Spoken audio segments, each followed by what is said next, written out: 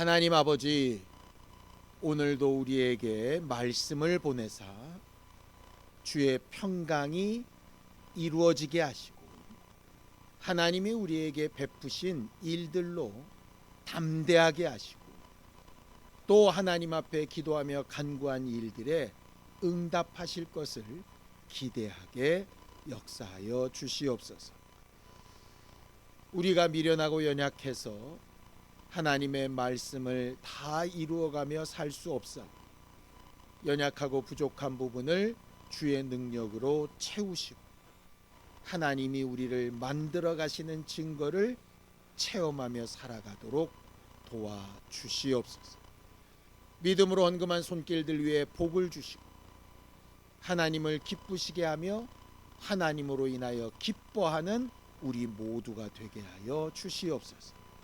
예수님의 이름으로 기도하였습니다.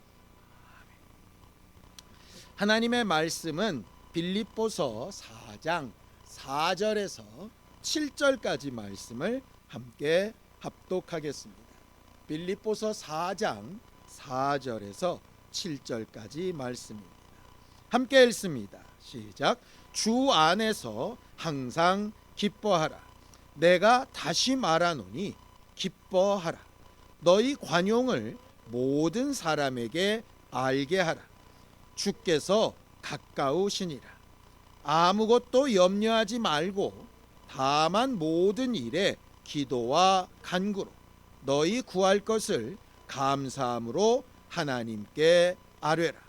그리하면 모든 지각에 뛰어난 하나님의 평강이 그리스도 예수 안에서 너희 마음과 생각을 지키시리라.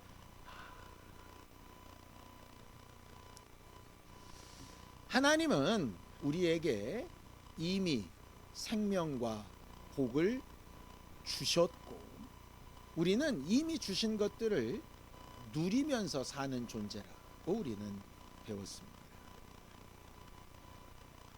그 하나님께서 여전히 오늘도 우리에게 은혜를 주시고 또 평강을 주시고 또 하나님으로 인하여 기뻐하며 살 수 있도록 이렇게 하시는 거죠. 오늘 우리가 와서 이렇게 예배하는 것도 하나님께서 은혜 베풀어 주셔서 가능한 일입니다. 우리에게 생명을 주셨으니까 가능한 일이고 마음을 주셨으니까 가능한 일이고 또 올 수 있는 환경과 이 형편을 허락하셨으니까 가능한 일이죠. 우리들이 가만히 생각을 해보면 우리가 살아가면서 많은 계획도 세우고 노력도 하고 막 애를 쓰는데 과연 우리의 계획이나 노력이나 애쓴 걸로 과연 모든 일이 돌아가는가? 곰곰이 생각을 하면 사실은 별로 그렇지 않은 것 같아요. 하나님이 만들어주신 환경이나 형편이나 내 코의 숨부터 시작해서 내 마음의 변화무쌍한 모든 것들을 이렇게 붙들어주지 않으면 우리는 하시라도 무너질 수 있는 존재들이거든요. 마치 뭐나 된 것처럼 굉장히 나름 이렇게도 하고 저렇게도 의지를 세우지만 사실은 그렇지 않은 부분들이 너무 많다는 걸 이렇게 고백하게 됩니다. 그래서 하나님께서 우리에게 절대로 모든 일들 가운데 하나님을 좀 이렇게 무시하지 말라고 하신 말씀이 있어요. 이 말씀입니다. 로마서 2장 4절입니다. 함께 읽습니다. 시작. 내가 하나님의 인자하심이 너를 인도하여 회개하게 하심을 알지 못하여 그의 인자하심과 용납하심과 길이 참으심이 풍성함을 멸시하는가 라고 이렇게 이야기합니다. 이게 무슨 얘기냐면 이런 겁니다. 살아가다 보면 내가 뭔가를 깨달아서 회개한 것 같고 내가 뭔가 지혜가 있어서 뭘 선택한 것 같고 내가 뭔가 그래도 좀 가진 게 있어서 뭐 이렇게 한 것 같은데 곰곰이 한번 생각해봐라. 하나님이 회개할 마음을 주시지 않았으면 회개할 수 있었을까? 생명과 호흡을 주시지 않았으면 네가 뭘 계획이나 생각이나 할 수 있었을까?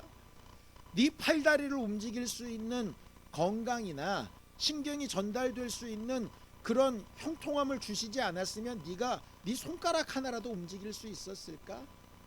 그런데 마치 내 능력인 것처럼 우리도 모르는 사이에 그렇게 살아간다는 거죠. 그거를 하나님 입장에서는 자칫 잘못하면 하나님을 멸시하는 것이라고 보실 수도 있다는 거예요.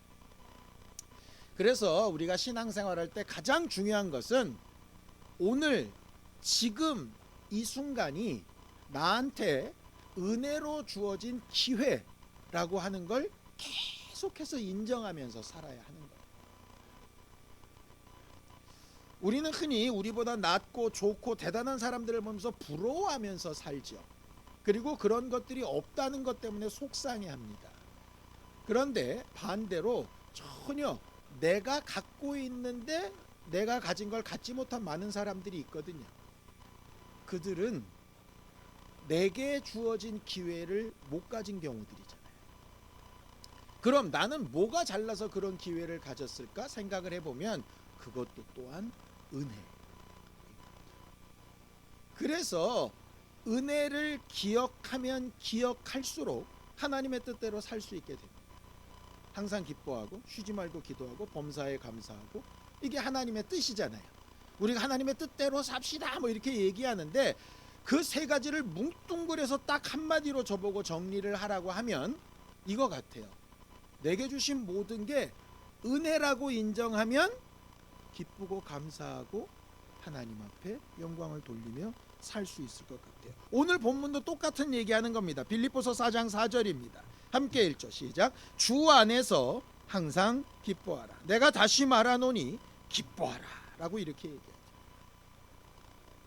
두 번이나 연거푸 기뻐하라고 얘기하고 있는데 어떻게 우리가 맨날 기뻐할 수 있어요? 안 기쁜 일들이 막 수두룩빽빽한데. 비록 이루어지지 않는 것도 있고 마음대로 안 되는 것도 있고 불편한 것도 있고 괴로운 것도 있죠. 그런데 그걸로 끝나면 정말 괴롭고 힘들고 짜증나고 답답합니다. 그런데 또 다른 기회가 있으면 다시 해보면 되겠다. 이게 기쁨이 될 수 있거든요. 거기서 말하는 기뻐하라 기뻐하라는 그냥 안 기쁜데도 기쁜 척하고 괴로운데도 실실 웃고 이러란 얘기가 아니라 답답한 것도 맞고 아픈 것도 맞고 괴로운 것도 맞는데 다시 새롭게 할 수 있는 기회를 주셨나? 그거를 좀 기억해 보는 것, 그게 정말 중요한 문제라고 하는 거예요. 결국 은혜라는 얘기. 문제는 하나님이 새롭게 이렇게 주신 기회가 어떤 사람한테는 기쁨의 기회일 수가 있는데요, 어떤 사람한테는 이게 되게 무거운 짐이나 부담이 될 수도 있다는 거예요. 새로 주신 기회. 어떤 사람에게는 기회가 기쁨이 될까 생각해 보니까 이런 사람에게 뭔가를 다시 해보고 싶은 사람, 한 번 더 하면 잘할 것 같은 사람, 이전의 잘못을 알고 그 잘못을 안 해보려고 하는 사람, 그런 사람한테는 기회가 기쁨이 돼요. 왜? 다시 해보면 되니까. 그런데 더 이상 뭘 하기 싫은 사람, 뭘 해봤자 안 될 것 같은 사람, 뭘 한다는 것 자체가 너무 힘들고 괴롭고 그냥 딱 여기서 멈췄으면 좋겠는 사람, 그런 사람에게는 주신 기회가 도리어 부담과 어려움이 되죠. 그래서 성경에 이런 말 하는 겁니다. 갈라디아서 6장 9절입니다. 함께 읽습니다. 시작. 우리가 선을 행하되 낙심하지 말지니 포기하지 아니하면 때가 이름에 거두리라고 이렇게 얘기를 하죠. 예수님께서 제자들을 남겨두고 십자가에 달려 죽으시고 무덤에 들어가신 이 상황은 제자들한테 엄청나게 낙심이 될 만한 상황이었습니다. 그렇죠? 그들은 예수님을 따라다니면 뭔가 자신들의 삶이 잘 될 줄 알았어요.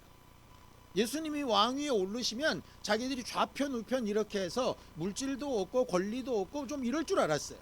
그런데 그렇게 믿고 따랐던 예수님이 한순간에 죽어서 무덤에 들어가 버리시니까 이들은 이게 엄청나게 낙심될 일이었죠. 그렇기 때문에 어떻게 됩니까? 그 낙심된 마음을 가지고 다시 물고기 잡으러 갑니다. 옛 생활로 다시. 그렇게 옛 생활로 돌아가 있는 사람들에게 예수께서 다시 나타나셨습니다. 물고기도 못 잡고 헤매고 있는데 배 오른편에 금을 던지라 그래가지고 153마리나 되는 물고기를 잡게 만드세요. 그들이 엄청나게 놀랬죠.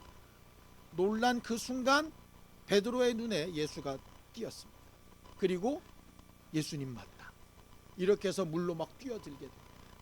그에게는 예수가 다시 나타나신 게 엄청난 기회였어요. 엄청난 기회. 그런데 그 엄청난 기회를 누리지 못한 한 명의 제자가 있었죠. 누굽니까? 가룟 유다는 자기가 한 일에 대한 잘못을 딱 느끼는 순간에 포기해버렸어요. 그가 포기하지 않고 다시 예수를 만날 기회를 얻었다면 그도 회복될 가능성이 있었는데, 그는 자기 자신을 포기해버린 다음에는 도무지 얻을 것이 없게 됐죠. 결과적으로 하나님이 우리에게 복을 주시고 생명을 주시고 은혜를 주시고 기회를 주시고 막 하시는데, 그거를 받을 사람이 포기해버리면, 내가 그냥 낙심해버리면, 거기서 그게 기회가 기쁘지 않다고 여겨버리면, 그러면 아무리 하나님의 능력이 뛰어나고 아무리 예수 그리스도의 사랑이 위대해도 그게 아무 능력이 없게 돼요. 그래서 우리 마음과 생각을 지키는 건 되게 중요해요. 우리가 너무 잘 아는 말씀입니다. 잠언서 4장 23절 함께 읽을까요? 시작. 무릇 지킬 만한 것 중에 더욱 내 마음을 지키라. 생명의 근원이 이에서 남이니라. 너무 잘 아는 말씀입니다. 그리고 제가 이 말씀을 벌써 10수년 동안 계속 해왔어요. 그리고 제가 전하는 메시지의 거의 대부분이 이 말씀을 통해서, 그러니 여러분 낙심하지 말고 실망하지 말고 마음에 결단하고 의지를 좀 세우고 이렇게 합시다, 이렇게 설교를 10수년 동안 해왔습니다. 여러분들 지난번에 그 이태원 참사 기억하시죠? 이태원 참사 때도 많은 사람들이 죽었지만 참사가 끝난 이후에 생존했던 한 고등학생이 극단적인 선택을 한 사건이 있었습니다. 그것도 아마 기억하시는지 모르겠어요. 친구들과 함께 놀러 갔다가 자기 눈앞에서 친구들이 다 죽은 거예요. 자기만 혼자 살아남았어요. 한 달여 가까이를 막 괴로워하고 상담도 받고 막 이렇게 하다가 더 이상 견디지 못하고 이렇게 자기가 스스로 목숨을 끊었습니다. 그때에 이제 우리나라 국무총리가 이런 말을 했어요. 좀 마음을 굳건히 해서 그렇게 좀 의지를 세웠으면 참 좋았을 텐데, 이런 말을 했습니다. 그때 나와서 이제 말하는 여러 전문가들이 무슨 얘기냐면 너무너무 무책임한 말이다. 너무너무 무책임한 말. 일반적인 경우에는 그 말이 맞다. 그러니까 정상적인 상황의 삶에서는 그 말이 맞다. 그런데 어떤 큰 충격이나 자기가 감당할 수 없는 아픔을 당한 사람은 아무리 마음을 세워보려고 하고 의지를 세워보려고 하고 몸부림을 쳐보려고 해도 안 되는 거다, 이렇게 얘기를 하는 거예요. 그러니까 그 사람의 사정을 너무 모르니까 저렇게 말할 수 있는, 그런 아픔을 안 당해봤으니까 그렇게 말할 수 있는, 이렇게 얘기합니다. 그때 그 기사나 그런 얘기들을 듣고 나서 어느 한순간 저를 확 돌아보게 됐어요. 내가 그동안 설교하면서 많은 성도들에게 정신 차리고 마음을 굳게 하고 의지를 바로 세우고 하나님 앞에 막 좀 살아보려고 하고 좀 그래야지 막 이렇게 얘기를 했던 게 혹시 그들의 사정을 전혀 모르고 그들의 아픔을 전혀 몰랐었기 때문에 말도 안 되는 무식한 소리를 한 게 아닐까라는 생각이 들었어요. 그러면서 이 말씀이 도대체 뭐지? 무릇 지킬 만한 것 중에 더욱 네 마음을 지켜라. 마음을 그럼 지킬 수 있다는 얘기인가? 제가 사역을 하다가 그 정신병동에 입원한 친구들을 몇 번 이렇게 신방하고 만난 적이 있었습니다. 그때마다 너무너무 답답한 거예요. 기도하고 갑니다. 그래서 막 말씀 전하고 위해서 기도해주고 막 설득하고 이래야 된다고 얘기합니다. 그 다음 주에 가면 똑같아요. 또 막 하고 그 다음 주에 갔는데 또 똑같아요. 나중에는요 가기가 싫은 거예요. 왜? 맨날 쳇바퀴도는 똑같은 얘기, 해봐도 소용도 없는 얘기. 그런데 굳이 거기까지 가지 않아도 상담이나 신방을 해보면 똑같은 감정을 느낄 때가 있습니다. 막 열심히 설교하고 기도하고 막 축복하고 상담하고 이렇게 합시다 집사님 그러면 근데요 맥이 확 풀려요. 아니 한 시간 가까이를 그렇게 얘기하고 해보자고 으쌰으쌰하고 별짓을 다 하고 그랬는데 근데요 그러면 와 어떤 생각이 드냐면 그냥 넌 그냥 그렇게 살아라 이런 생각이 들 때가 있고, 그러니까 과거에 그랬던 경험이 막 똑같이 막 생각이 나고 그러면서 제가 막 마음이 아프고 힘들었을 때도 생각이 나면서 막 이렇게 막 모든 것들이 막 이렇게 교차하기 시작했어요. 그래서 이거 도대체 어떻게 해야 되지? 이런 생각이 들었는데 설교를 준비하다가 갑자기 그 정신병원에 입원해 있는 그 친구, 맨날 근데요 했던 그 집사님, 그리고 마음이 막 그렇게 힘들었던 그런 사람, 이런 사람들을 이렇게 생각하면서 어떤 장면이 딱 갑자기 떠올랐냐 하면요, 나사로가 떠올랐어요. 나사로가 어떤 상태였습니까? 이미 죽어서 나흘이나 돼가지고 썩은 냄새가 납니다. 그런 죽은 나사로한테 마음을 굳게 하세요, 믿음을 사용하세요, 하나님을 좀 찾고 부르세요, 될까요? 그러니까 이런 생각이 들더라고요. 아, 마음이 그냥 아프고 힘들다 정도가 아니고 그런 경우는 마음이 죽어있는 상태인가 보다. 그런 사람한테 맨날 권면하고 두들기고 막 이렇게 합시다 잘 될 거예요, 이게 무슨 의미가 있을까? 그랬더니 오늘 말씀에도 비슷한 얘기가 있어요. 빌립보서 4장 7절입니다.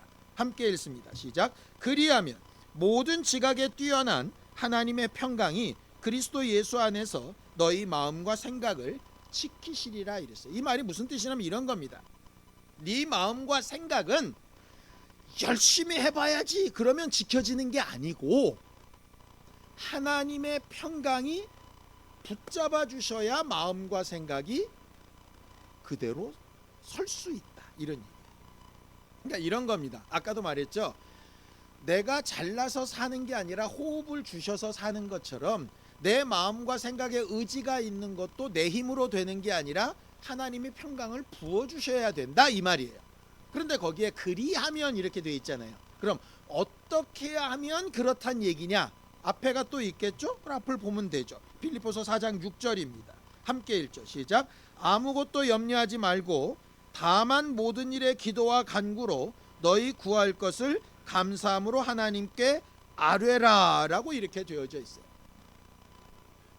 여기 염려하지 말라는 얘기는 아무 생각도 하지 말라는 얘기가 아니라 네 스스로는 할 수 없으니 전적으로 하나님의 능력으로만 되어진다는 걸 인정하고, 그러니까 네가 이렇게 할까 저렇게 할까 고민하고 염려한다고 바뀔 일이 아니니까 하나님이 하셔야 된다라고 인정하고 기도와 간구로 하나님이 하실 가장 좋은 일을 기대하면서 기도해라.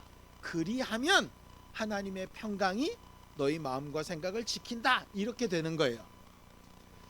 여기까지 읽었으면 정상적인 상황이라면 여러분들은 의문이 하나 들어야 됩니다. 뭐냐? 아니, 내 마음과 생각을 지키지 못해서 하나님의 평강이 필요한 거잖아요. 근데 하나님의 평강이 내게 오려면 염려하지 말고 기도와 간구와 감사함으로 아뢰야 된대요. 기도와 감사와 간구로 아뢰일 힘이 있으면 내가 무슨 고민이 있겠냐.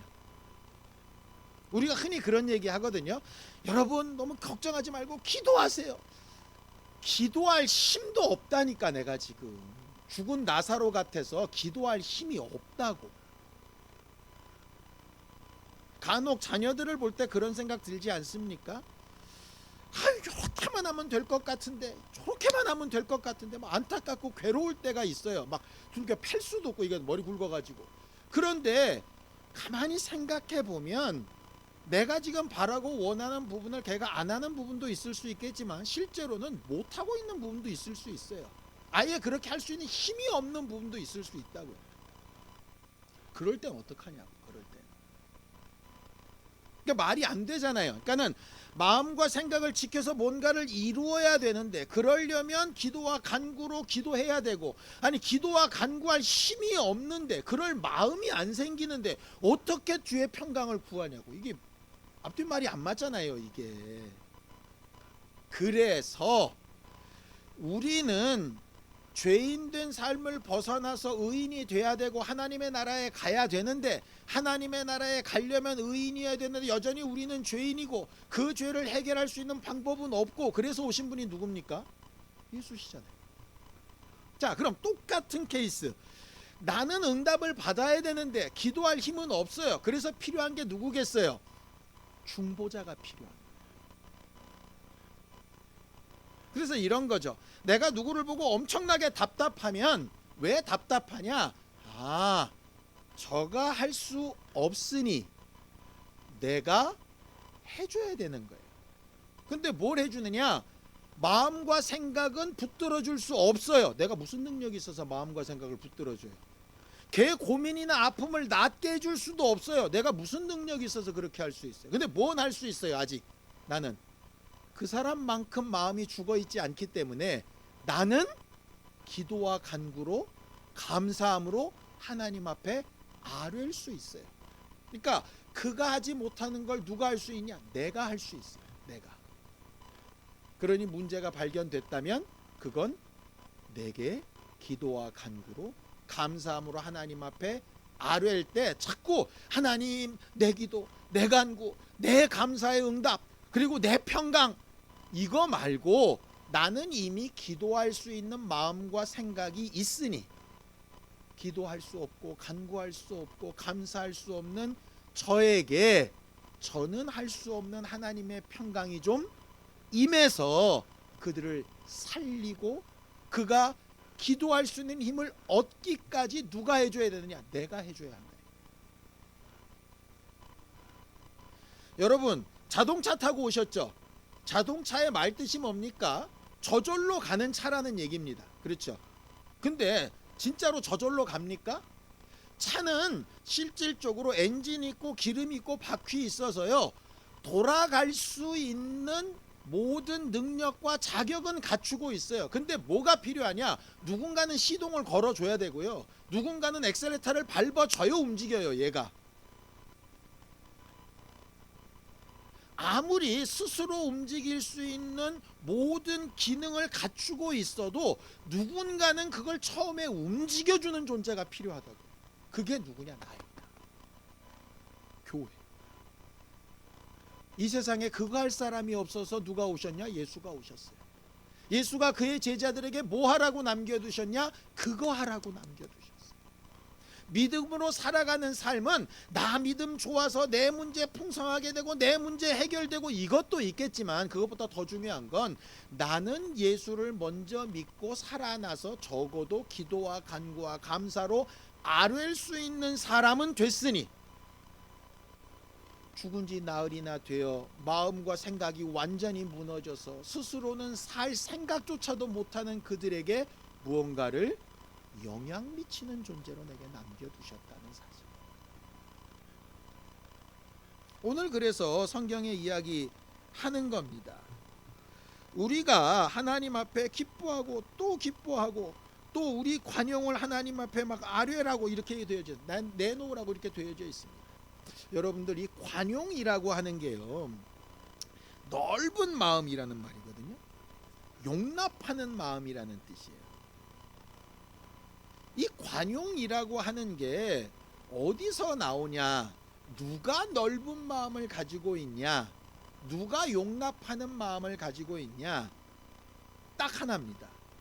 여유가 있는 사람이 넓은 마음, 용납할 마음을 가지고 있어요. 꼭 돈 얘기 아닙니다. 그러니까 돈도 맞는데 이런 겁니다. 누구를 만났어요. 내 지갑이 넉넉하면 야, 밥 한번 먹자 쉽게 됩니다. 어디 좀 가자 쉽게 됩니다. 왜? 내가 가진 게 있으니까. 근데 내가 가진 게 없으면 밥 한번 먹자 얘기 안 나와요. 돈이 많이 있어도 내가 시간이 너무 없으면 언제 한번 만나서 뭐 하자 이런 얘기 안 나옵니다. 그게 싫어서가 아니고요. 내가 여유가 없으면 절대로 관용은 나오지 않습니다. 돈도 많고 시간도 많은데 마음의 여유가 없어도 안 됩니다. 생각의 여유가 없어도 안 돼요. 그러니까 뭔가 여유가 있어야 돼요. 내가 하고도 남는 게 있어야 가능한 일이에요. 이 관용이라고 하는 게. 예수께서 우리에게 넘치도록 베푸시는 이유가 뭡니까? 그는 모든 걸 다 가진 능력이 있으시니까 가능하신 부분인 거예요. 제가 지난주에 복 얘기를 한 이후로 우리가 형통해야 된다고 얘기를 했습니다. 왜 형통해야 되느냐? 잘 먹고 잘 살려고 형통한 게 아니고요. 내가 적어도 어느 정도의 여유가 있어야, 물질이든 마음이든 생각이든 시간이든 환경이든 여유가 있어야 누가 보이냐? 남이 보여요. 그래서 그를 도울 수 있게 됩니다. 엄청난 여유라는 뜻이 아닙니다. 적어도 남을 살필 수 있는 여유 정도는 있어야 하는 거예요. 그래서 내가 기도해야 되는 거예요. 하나님, 적어도 내가 남을 관용할 수 있는 정도의 여유를 내게 주세요. 저는 이건 꼭 필요하다고 생각해요. 그래야 돌아볼 수 있어요. 너무 괴롭고 죽겠으면요, 남편도 안 보이고 자식도 안 보이고 부모도 안 보여요. 나 살기 죽겠는데 뭐가 눈에 들어오겠어요.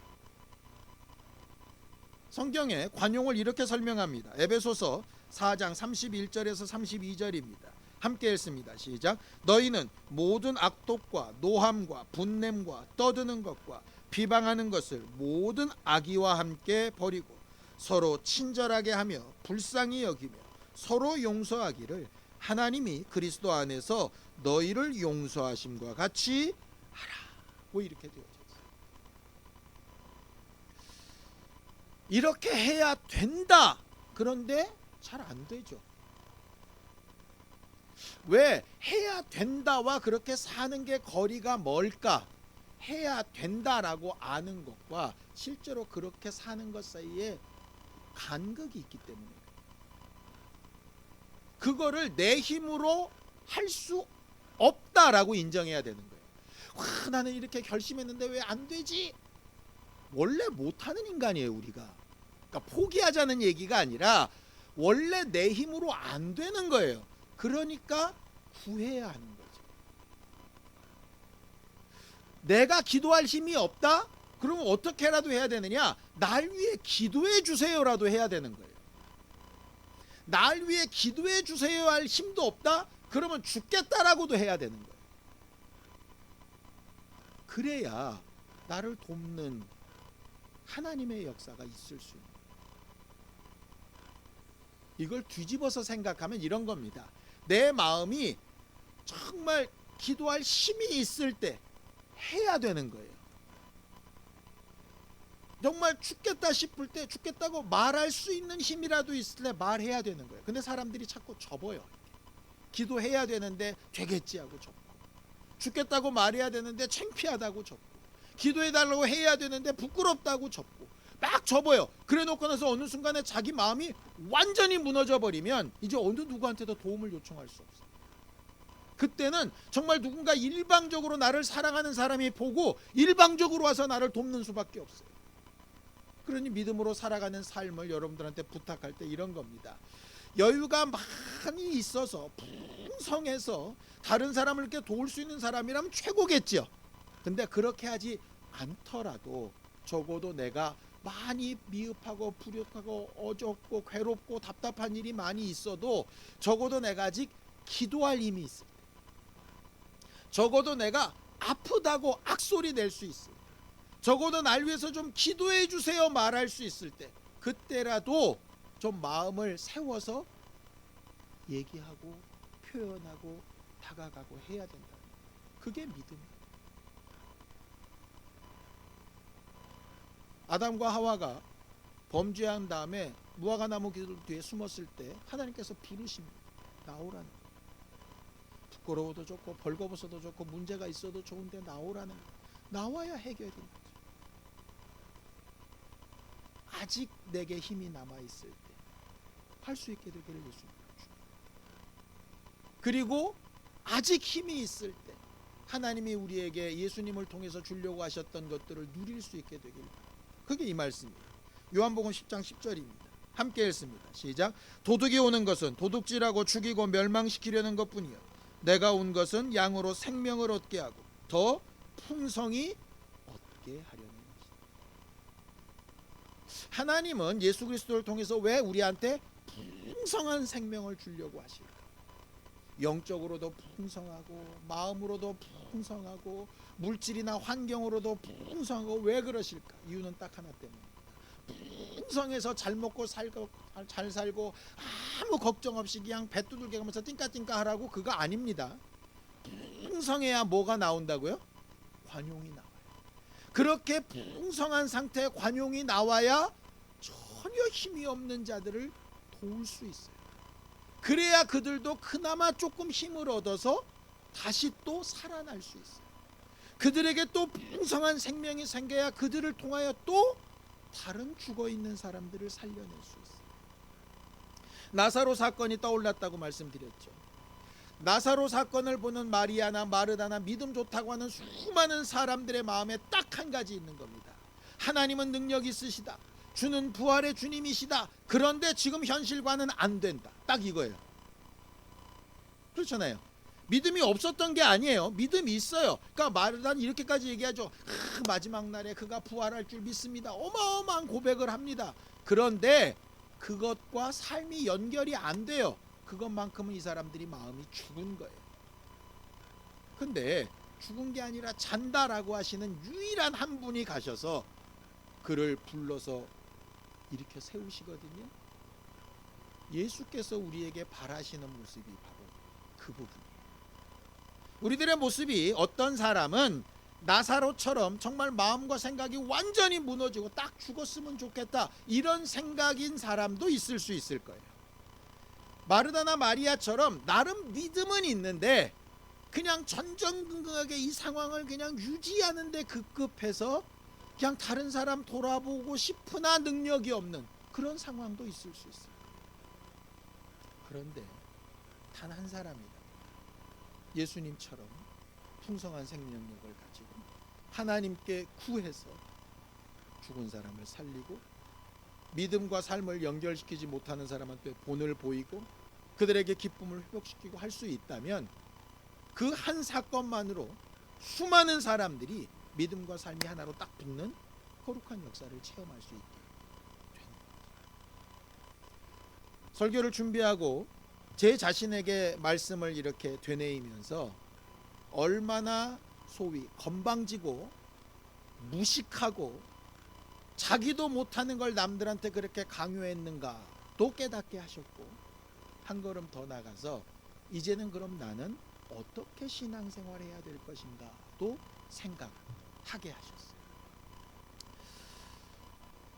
다 예수님처럼 그렇게 풍성한 생명으로 모든 것을 다 온전하게 할 수 있으면 참 좋겠죠.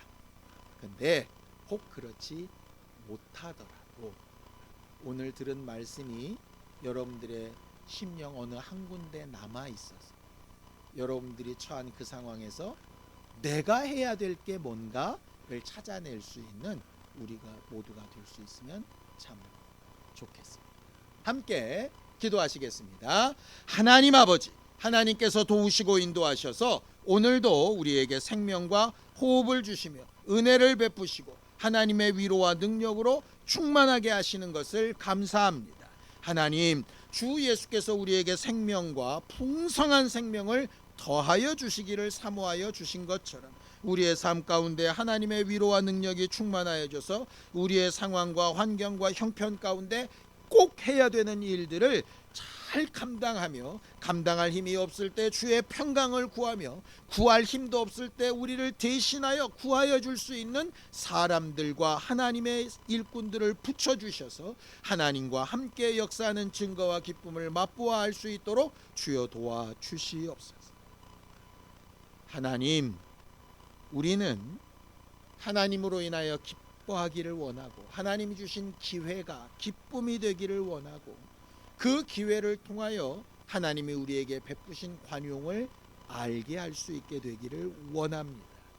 우리는 힘과 능력이 없으니 하나님이 공급하시는 것으로 살아가게 하시고 하나님이 주신 것을 누리게 하여 주시옵소서. 예수님의 이름으로 기도하였습니다. 이제는 우리 주 예수 그리스도의 은혜와 하나님 아버지의 극진하신 사랑과 성령님의 감동하시고 함께 하시는 분명한 증거가 주님 주신 은혜의 때에 기뻐함으로 관용하기를 원하는 우리 모두 위에 이제부터 영원까지 함께 있을지어다. 아멘.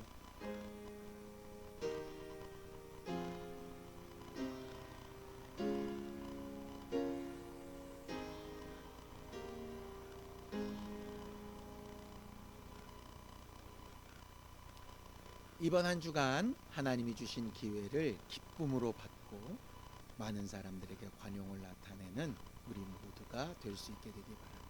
수고하셨습니다. 감사합니다.